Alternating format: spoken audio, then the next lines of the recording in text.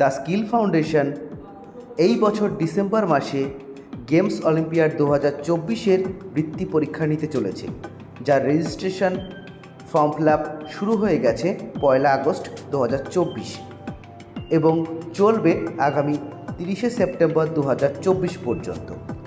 আমার এই ভিডিওতে আপনারা কিভাবে মোবাইল থেকে সহজেই এই পরীক্ষার ফর্ম ফিল আপ করবেন স্টেপ বাই স্টেপ দেখিয়ে দেব। আসুন স্কিপ না করে সম্পূর্ণ ভিডিওটি দেখতে থাকুন। ফর্ম ফিল আপের শুরুতেই আপনারা মোবাইল থেকে ক্রোম ব্রাউজারটি ওপেন করে নেবেন। ক্রোম ব্রাউজারটি ওপেন করে নেওয়ার পর আপনারা সার্চ বাটনে লিখবেন the skill foundation. The skill foundation এই কথাটি লিখলেই, এই কথাটি আপনারা যখন লিখবেন, লিখে সার্চ করলেই এইরকম একটি পেজ খুলে যাবে। পেজের ওপর একদম প্রথমেই দেখবেন এইরকম একটি ওয়েবসাইট পাবেন, লেখা থাকবে দ্য স্কিল ফাউন্ডেশন, তাদের লোগো দেওয়া আছে। এটাতে ক্লিক করলে আপনাকে মেন পেজে রিডাইরেক্ট করবে। মেন পেজে রিডাইরেক্ট হয়ে যাওয়ার পর আপনারা কিছু লিঙ্ক পাবেন পরপর। সেখানে দেখবেন লেখা আছে games olympiad online form fill up, student log in. এই অপশনগুলোর মধ্যে একদম প্রথমে যে অপশনটি আছে games olympiad online form fill up, সেটাতে ক্লিক করবেন। এটাতে ক্লিক করলে আপনাদের ফর্ম ফিল আপের পেজে নিয়ে যাবে। এইবার এই ফর্ম ফিল আপের পেজের প্রথম দিকে কিছু টার্মস কন্ডিশন আছে, যেগুলো পরীক্ষার ক্ষেত্রে মেনে চলতে হবে, ফর্ম ফিল আপের ক্ষেত্রে মেনে চলতে হবে। সেইগুলো আপনারা একবার ভালো করে পড়ে নেবেন। এখানে 7টা টার্মস কন্ডিশন দেওয়া আছে। তারপর এইগুলো দেখে নিয়ে নেক্সট আপনারা চলে আসবেন I want to apply for the classes. এবার যে ক্লাসের জন্য অ্যাপ্লাই করছেন সেই ক্লাসটি চুজ করবেন। দেখুন এখানে যে কটা ক্লাসে পরীক্ষা হবে সেই কটা ক্লাসের অপশন দেওয়া আছে, 2, 3, 4, 5। যে ক্লাসটি হবে সেই ক্লাসটি আপনারা চুজ করবেন। আমি এখানে 3 চুজ করলাম এবং এখানে কোন ভাষায় পরীক্ষা দেবে, বাংলা ভাষায় না ইংরেজি ভাষাতে। মানে এইবার প্রশ্নতে 2 রকম ভাষায় থাকবে, তাই যে ভাষায় পরীক্ষা দিতে চাইছে সেই ভাষাটা প্রথমেই সিলেক্ট করে নিতে হবে। এবং এখানে যে ক্লাসটি সিলেক্ট করা হলো, পরবর্তীতে আর ক্লাস লিখতে হবে না, আপনাদের অটোমেটিক মেন ফর্মে গিয়ে এইটাই সিলেক্ট হয়ে থাকবে। তাই প্রথমেই আপনি সঠিকভাবে যে ক্লাসে পরীক্ষা দেবে সেই ক্লাসটি সিলেক্ট করে নেবেন।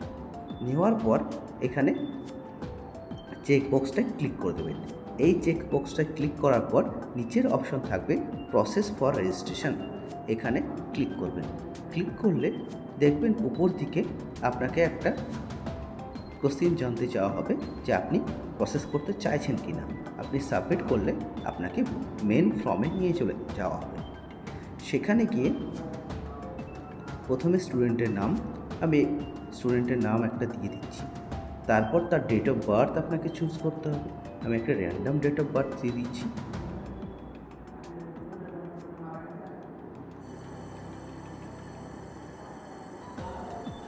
তারপরে জেন্ডার, ক্যাটাগরিতে যে ক্যাটাগরি হবে সেই ক্যাটাগরি।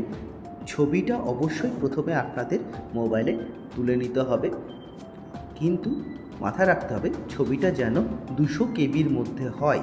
ছবিটা যেন 200 কেবির মধ্যে হয়, সেটা কিন্তু আপনাদের খেয়াল রাখতে হবে, না হলে কিন্তু আপনাদের ছবি আপলোড হবে না। তাই প্রথমে ছবিটা মোবাইলে তুলে আপনারা 200 কেবির মধ্যে ছবি সাইজ করে রেডি করে রাখবেন। তারপর আপনাদের এখানে ক্লিক করলে ছবির অপশনে যেতে বলবে। এবার আপনার ফাইল ম্যানেজার থেকে ছবিটিকে সিলেক্ট করে নেবেন। আমি ছবিটি সিলেক্ট করে নিলাম। আমি একটা ছবি এখানে আপলোড করে নিলাম।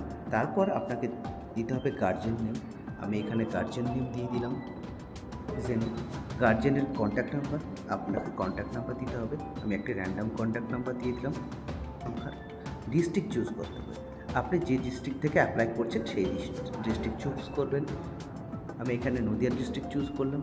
তারপরে অটোমেটিক ব্লক পেয়ে যাবেন, ড্রপডাউনের মধ্যে ব্লক চুজ করবেন।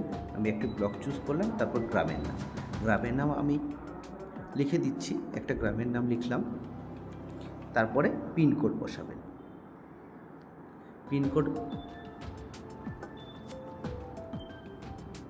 পিনকোড বসাবেন।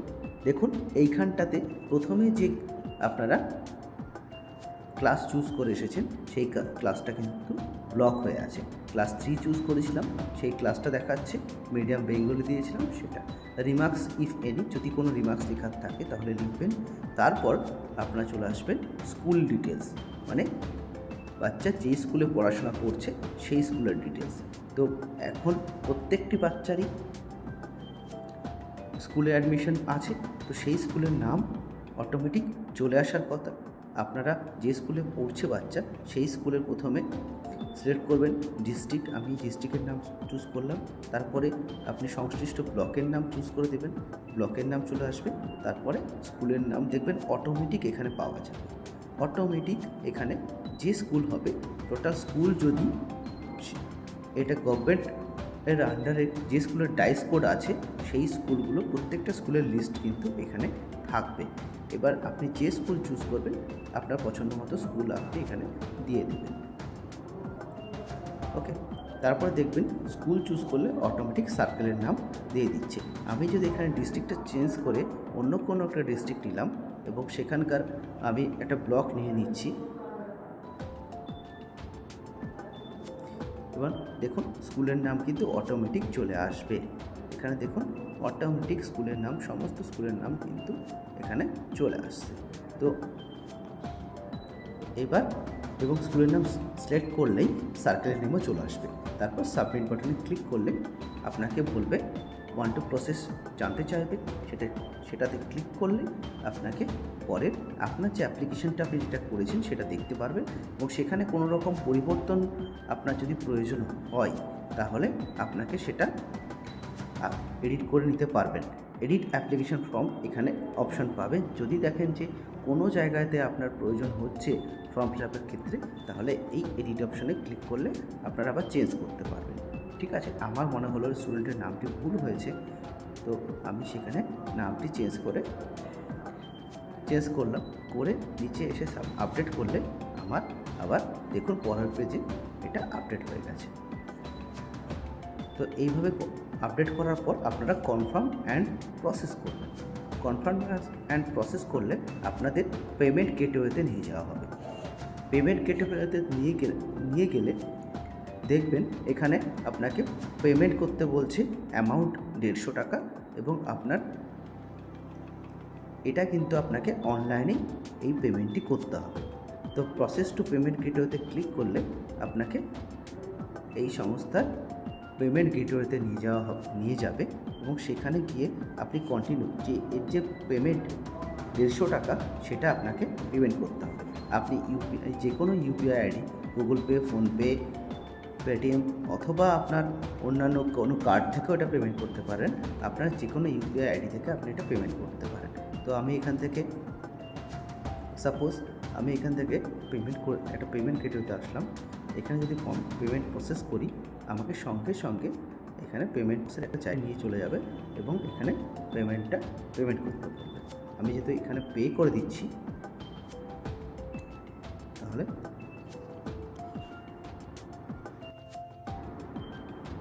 দেখুন এখানে পে হয়ে যাচ্ছে এবং পেমেন্ট কনফার্মেশনে আপনার পেমেন্ট কনফার্মেশন সঙ্গে সঙ্গে হয়ে যাবে। পেমেন্ট কনফার্মেশন হয়ে গেলে দেখুন আপনার রেজিস্ট্রেশনের ভিউ অপশান চলে আসবে এবং রেজিস্ট্রেশন একটা আইডি তৈরি হয়ে যাবে। যে রেজিস্ট্রেশন একটা নম্বর তৈরি হয়ে গেছে এবং রেজিস্ট্রেশন আইডি তৈরি হয়ে গেছে। এখানে দেখবেন যে রেজিস্ট্রেশন একটা নাম্বার আপনার অটোমেটিক ক্রিয়েট হয়ে গেছে এবং রেজিস্ট্রেশন আপনি ক্লিক করলে আপনার যে পুরো প্রিন্টেড এবার দেখবেন এখানে রেজিস্ট্রেশন আইডি দিয়ে টোটাল কন্ট্যাক্ট নাম্বার দিয়ে একটা পেজ আপনার তৈরি হয়ে যাবে। তারপর আপনি এটাকে প্রিন্ট করে রাখতে পারেন। এটাকে প্রিন্ট করে রাখবেন, আপনার পিডিএফে সেভ করে রাখবেন। রেজিস্ট্রেশন নাম্বারটি কপি করে নিয়ে আপনারা আবার চলে আসবেন স্কিল ফাউন্ডেশনে। স্কিল ফাউন্ডেশনে চলে এসে স্টুডেন্ট লগ ইন যে অপশনটা আছে, যেখানে ফর্ম ফিল আপ করলেন তার নিচে যে স্টুডেন্ট লগ ইন আছে সেখানে যাবেন এবং সেখানে গিয়ে আপনার রেজিস্ট্রেশন আইডি এবং পাসওয়ার্ডটা আপনার যে মোবাইল নাম্বারটা আপনি প্রোভাইড করছেন সেটাই আপনার পাসওয়ার্ড। এখানে গিয়ে আপনি লগ ইন করলে দেখুন আপনার স্টুডেন্টের যে লগ ইন করেছিলেন এবং তার টোটাল ডিটেলসটা এখানে পেয়ে যাবেন। তার রেজিস্ট্রেশন আইডি, তার রেজিস্ট্রেশন, আপনি এখান থেকে রেজিস্টার প্রিন্ট করতে পারবেন, আপনি যে পেমেন্ট করেছেন পেমেন্টের রিসিপ্ট প্রিন্ট করতে পারবেন, এখান থেকে অ্যাডমিট ডাউনলোড করতে পারবেন, পাসওয়ার্ডটিও চেঞ্জ করে নিতে পারবেন। তো এই অপশনগুলো পেয়ে যাবেন স্টুডেন্ট লগ ইনের মধ্যে। স্টুডেন্ট লগ ইনের মধ্যে গিয়ে আপনারা এই সমস্ত জিনিসগুলো পেয়ে যাচ্ছেন। Print registration, admit card print, যখন আপনাদের ইনফরমেশন প্রোভাইড করা হবে যে অ্যাডমিট আপনাদের জেনারেট হয়ে গেছে, এখান থেকে আপনার বাচ্চার অ্যাডমিট কার্ড প্রিন্ট করতে পারবেন। এই ছিল আপনাদের রেজিস্ট্রেশন এবং স্টুডেন্ট লগ ইন প্রসেস। আশা করি আপনারা এই ভিডিও দেখে part to part step by step কাজটি সম্পন্ন করে নিতে পারবেন। ধন্যবাদ সকলকে, সকলে ভালো থাকবেন, সুস্থ থাকবেন।